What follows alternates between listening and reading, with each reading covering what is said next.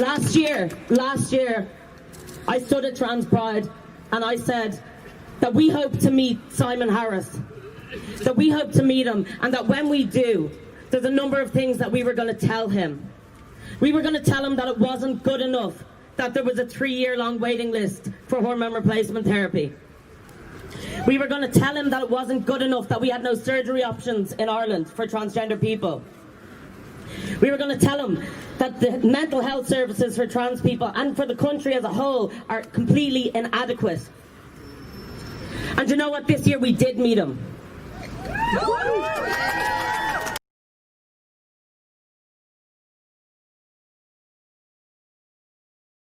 Okay, so today I'm joined by trans rights activist and all-round LGBT legend, Noah Halpin.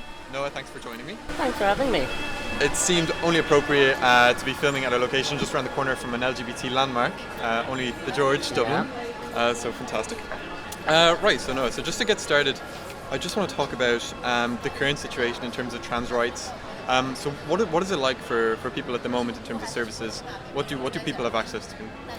So in Ireland, we're generally societally very good for trans people. We're general society is quite accepting of us. We're not seeing this kind of massively transphobic narrative here like we're seeing in the UK, but where we do need to improve especially is healthcare.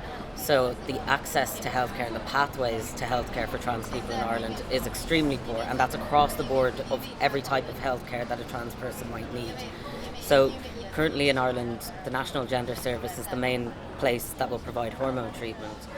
In order to access that treatment, you must first go on a waiting list which is currently over 2 years long. Once you reach to the top of that waiting list, you then have to have a psychiatric assessment, which is a 3-hour long assessment that takes you through birth to present day, your entire life, abuses. They ask an awful lot of questions about your sex life, which bears no relevance to your gender identity. It's an autogynephilic model that was created like in the 1950s that is no longer used. So it's a psychiatric model. It's based on you having to prove yourself as opposed to you being believed. And if they think then after that you go for a second assessment, which pretty much just sums up everything you said at the last one. But there could be like 4 months between those two. And then your case is put in front of a multidisciplinary team. They meet every week, the second week, and you're okayed then to go through to endocrinology where you get your hormones. And there could be another 3 or 4 months in between those appointments. So like you're looking at around over 3 years before you even get a first prescription, and that's if everything goes smoothly. If it doesn't, if they have any doubts or anything like that, they'll delay you or they can refuse you altogether. So you have the psychiatric team at the National Gender Service playing God with people's healthcare. Sometimes they'll refuse you if you're autistic. You can be trans and autistic, they're not mutually exclusive. So access to hormones is one, access to surgeries is another. We only have one surgeon in Ireland providing top surgery and only to trans-masculine people. However, she's a private surgeon and it can cost up to 9 to 12 grand, which no one, especially not trans people who are much more economically disadvantaged, are going to have 9 or 12 grand to pay for surgery. Other than that, we have no other surgery options in Ireland, both for trans women, non-binary people and trans men. So we're forcing all of our trans citizens who want to get surgeries or procedures abroad, every single one of us. And does that remind you of something? So people are going abroad for these like major invasive procedures and having to fly home in pain, and some don't have people to go with them to help them. And then in terms of services around, I would always say trans healthcare is any form of healthcare that a trans person needs to thrive and survive. So that includes mental health. Ireland already is on its knees when it comes to mental health, regardless of whether you're trans or not. But if you're trans, trying to find any sort of therapist that isn't a private therapist that will understand your trans identity and things that you're experiencing. Because what we're finding is if you go to a public HSC psychiatrist or counsellor and you're suffering from anxiety or depression, they always come back to it's because you're trans. It might be because you're under pressure with college. It might be because your parents are splitting up, but they always come back to the fact that you're trans. So there's no knowledge surrounding, mental health and trans people. And then sexual health. I maintain that we need a dedicated, trans, non-binary, gender non-conforming sexual health clinic. A clinic day once a week or once every 2 weeks, which there is a little bit of movement on at the moment. But it's because trans people find it difficult going into, a normal sexual health clinic where oftentimes they don't understand trans bodies, trans identities. There's always assumptions of what genitals someone will have or what way they have sex or their sexuality, because trans bodies are so different between person to person, and the way people have sex is, like everybody else, different. And then there's triggering language that's often used by healthcare professionals in these services, and they don't understand, that sometimes you need to change your language a little bit to make, the person sitting in front of you comfortable. So to have knowledgeable sexual health services that are trans-specific is something that I really, really think we need to see here. And like I said, there is movement on something like that happening at the moment, so we're just crossing our fingers that it does. But just to have a look at LGBT rights history in Ireland, it's come up in, it's advanced in leaps and bounds over the last 30 years. So from the decriminalisation of homosexual activity in 1993, the Gender Recognition Act in 2015, and also marriage equality in 2015, it's come a long way. But as highlighted, as you mentioned, there's still a number of issues and there's still a lot to work on. Yeah. So what do you think we could do in terms of telling people and kind of informing people that although LGBT rights are quite advanced in some regards, we still have a lot of work to do? How do you think we can do something about that? Yeah, and this is something I constantly say. The government seem to think that, marriage equality was it. We've given the gays what they want, they can get married now, they're all equal, but in fact, there is plenty of other ways that we are not equal. So, and trans people are taking the majority brunt of that. There's plenty of things for the LGBTQI+ community that haven't been fixed yet. More recently, we saw same-sex parenting rights, but for women only, so for same-sex women couples and their children, but not for gay men parents, which, where's the logic in that? Inclusive sex education, absolutely. Like, our children need to understand that, all types of genders and sexualities if they're going to be able to navigate their own lives going forward and be informed. I want to talk about you founded the This Is Me campaign. Was it last year, a year or two ago? Oh God, when was it? It was actually December 2017 is when we began it, and held our first protest in January 2019. So we're kind of in December, coming up to 3 years. Okay. And so the aim of the campaign was healthcare for transgender and non-binary people. Was that the aim? So what were the specific goals?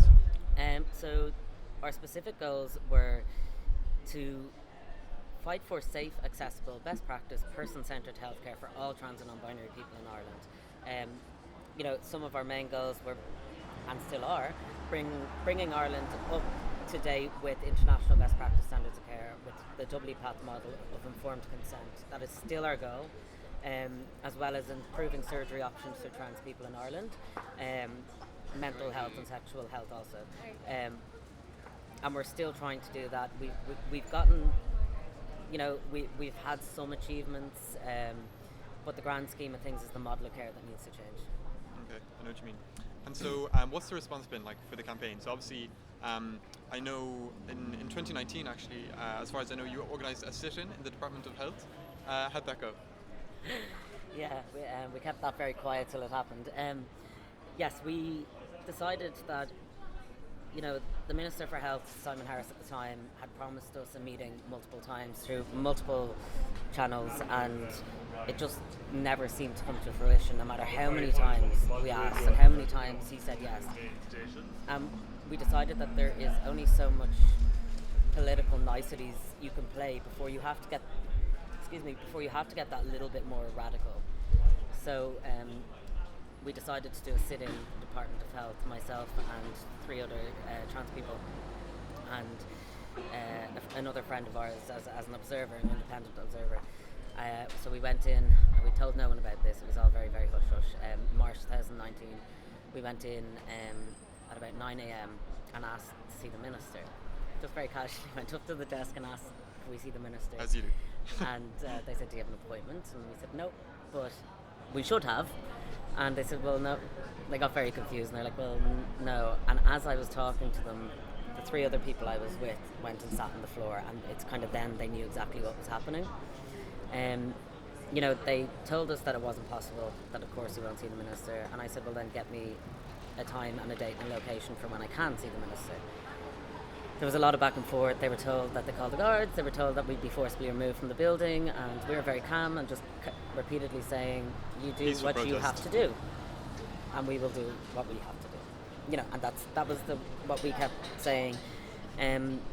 Eventually, after I think it was 5 hours, someone from the department came down and took me into a room and said that the minister will meet with us. And I said, that's great, but we're not leaving until I get it in writing. And she said, oh, she can't give it to me in writing. I said, well, then I'm not leaving.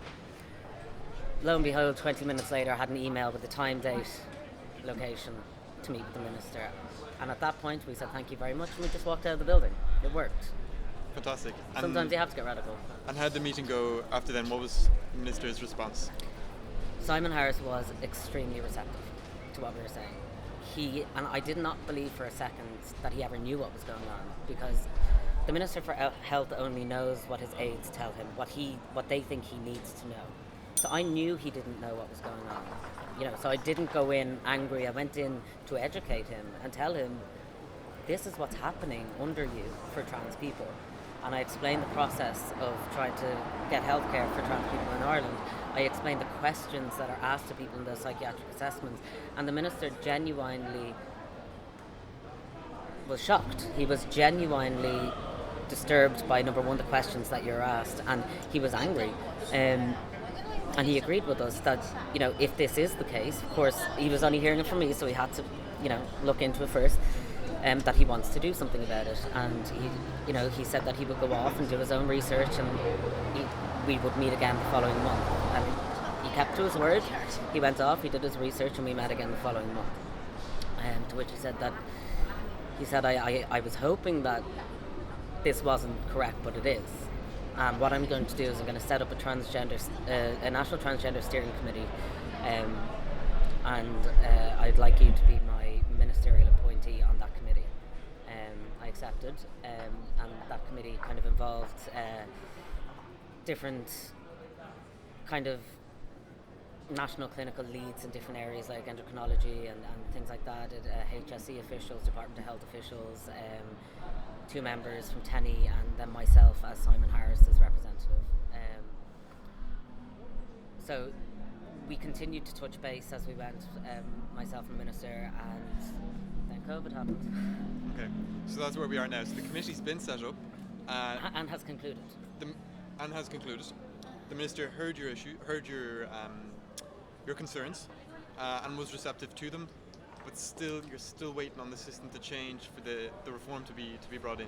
Yeah, he started off on the right note. He our committee worked all year, from May to March, and meeting regularly, and we had our report written and we sent it to Simon Harris, and unfortunately COVID hit only a couple of days later, so we knew that it was going to be delayed. But then the general election happened and Simon Harris was moved out of the Ministry for Health, and unfortunately now we feel like we have to start again, because the report that we gave in March was supposed to be acted upon by now. It was supposed to be read and our recommendations put in place by now. But it hasn't happened. And unfortunately, until it does, I'm still under the confidentiality clause with the HSE and the Department of Health, so I cannot actually say what our recommendations are and what changes were due to happen, but they were good changes. So it's disappointing that they never got a chance to look at it, but even now they still could. But the problem is the minister that we were working so well with is no longer in that position. So we need to build a relationship with Stephen Donnelly, who is not as receptive as Simon Harris was. And we don't know where we stand. We've written to Stephen Donnelly and we've gotten no response. So that's a really tough reality for young people to face, to realise that they mightn't get proper access to healthcare here and the services that they essentially need for their gender to be recognised. So what would your message be to young people out there who might be worried that when they're kind of older that they mightn't be able to to have access to services in their own country? We'll never let it happen that there's zero access for people, and I promise that. We will never ever let it happen that people have nowhere to go. We will continue to try and grow services for HRT, put them outside of this one centralised location, put them into the community. We don't need to be in hospitals for something GPs give to cisgender people every single day. We're going to advocate for that. In terms of surgeries, that's going to be harder. For a few years, people are definitely going to still have to travel abroad. But we're going to fight for access to that care to be easier and not as gatekept as it currently is. I'm going to promise that we will always have access to care. I don't know when it's going to, all come together like we want it to or like it should do, but we're not going to stop until it does.